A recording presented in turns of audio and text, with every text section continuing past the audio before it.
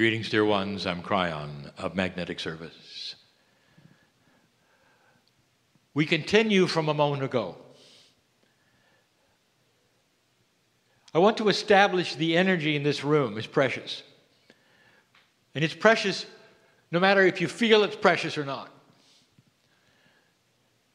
It's precious because it is. And it's free choice for the human to find something that is elevated beyond what they expect. It's free choice for the human being to go beyond that which perhaps they've inherited of what they believe they should think. I want to talk about that.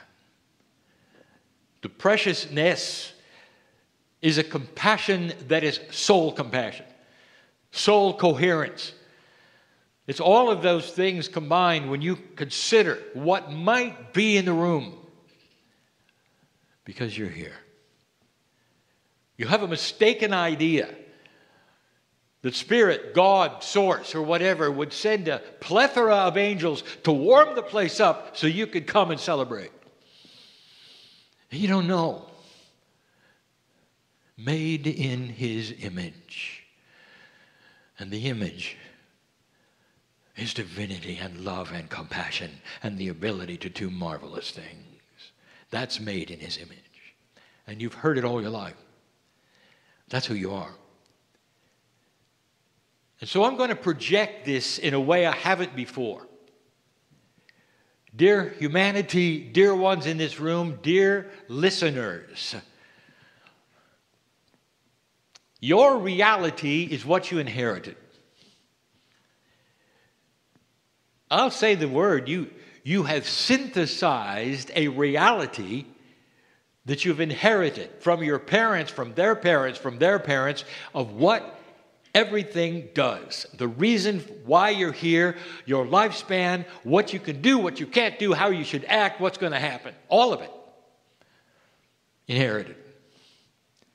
And what you continue to do is to synthesize that reality. One generation tells the other generation who they are, what might happen, and where you're going. And I don't know you've ever really thought about it. You are a product of what your parents have said. And from the very beginning, they start telling you what humans do and what they don't do and what's proper and what's not and how long you live. They give you the whole paradigm of what they were told and what their parents told them. And when I say you synthesize it, I say it because that's not exactly right. You see, the human is bigger than that. That's the 33% that I've talked about before, that your DNA simply accepts and works with. Easily catching disease, easily doing all manner of things. You weren't built that way. That's not who you are. Oh, you are so much more.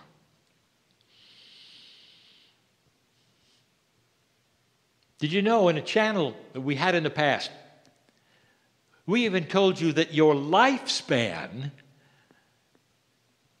is 2-3 times what you think it is. But because you have synthesized what it should be, you believe it. And therefore that becomes your reality. I have objections from those who are logical and intellectual that said, wait a minute, Kryon, stop the channel. Because we believe in science, measuring, statistics.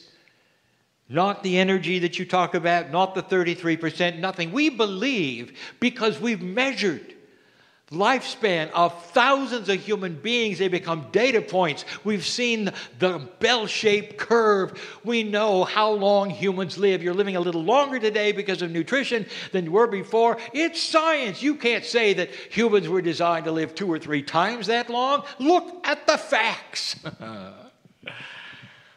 And here's my answer. And I hope I make it acceptable and believable. You've carefully plotted the data points that you plot Because every single one of them you created. And in the end, you come up with a chart, and you calling it science, and it's a map of your own dysfunction. And you present it as proof. That is a synthesized reality. I told you before, I said that your lifespan is much higher than that. And who's the first who's going to go for it and discover it and claim it and realize that consciousness is linked to it? And what you believe starts to become the reality, not what you've been taught. All of you have been through a major paradigm shift in your life called childhood. There's another one that you are facing. A paradigm shift that is going to bring you out of your inherited culture. And there will be those of you who come out of it and those of you who won't go there.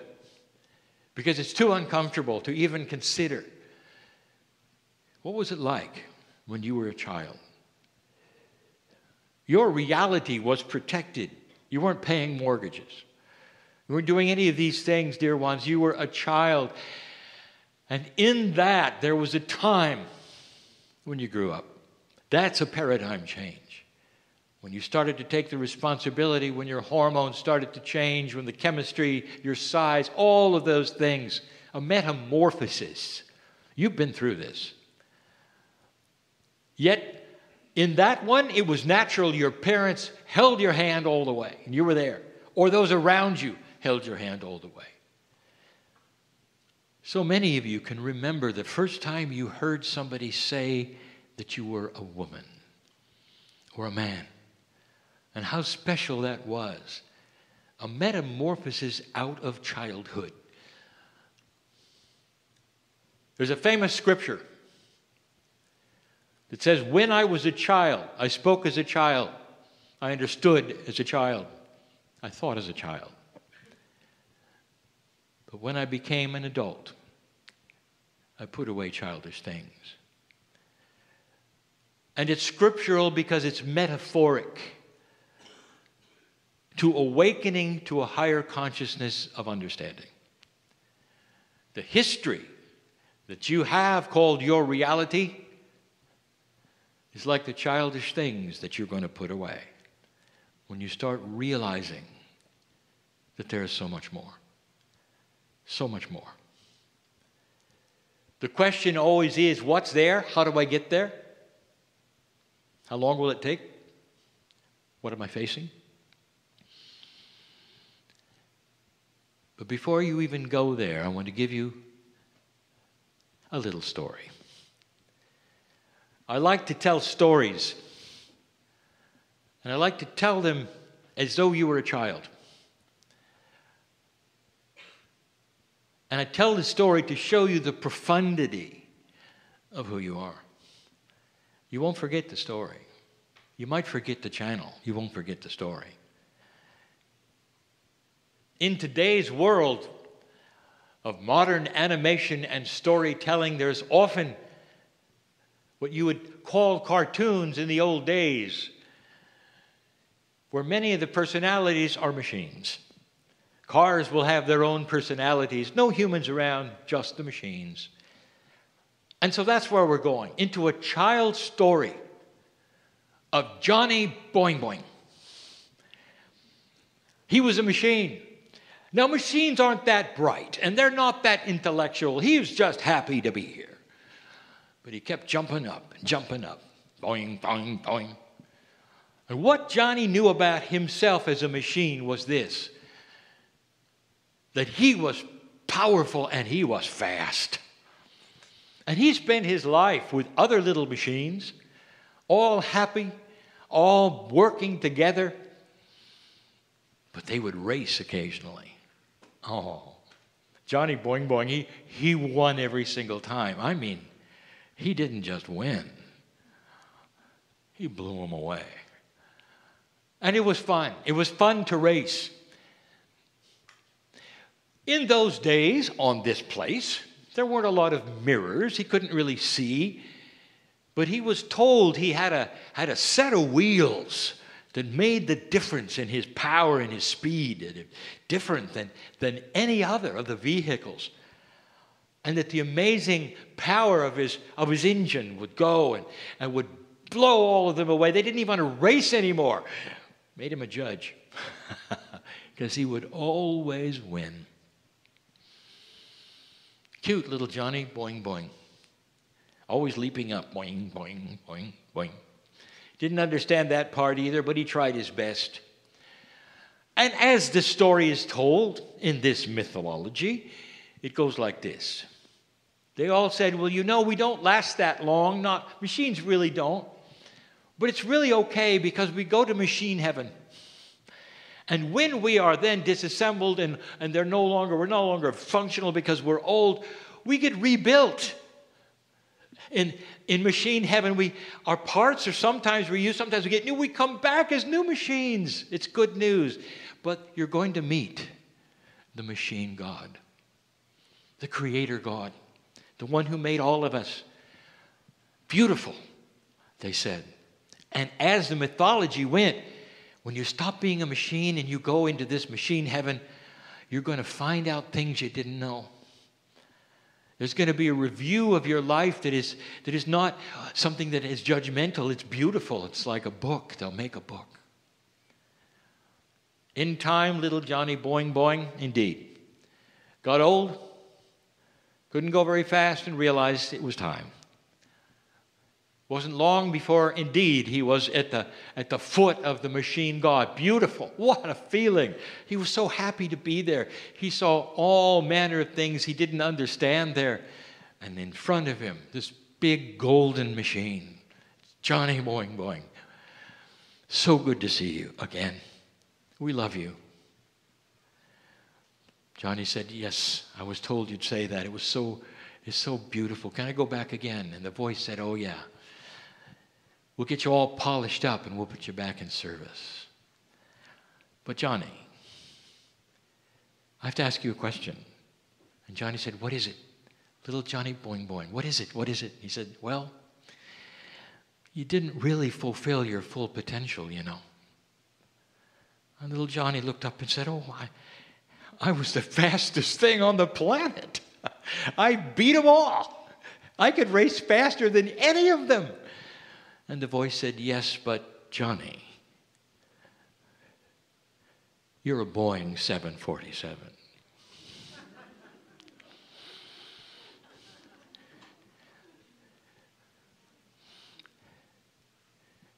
Who are you, dear ones, really? You are designed to fly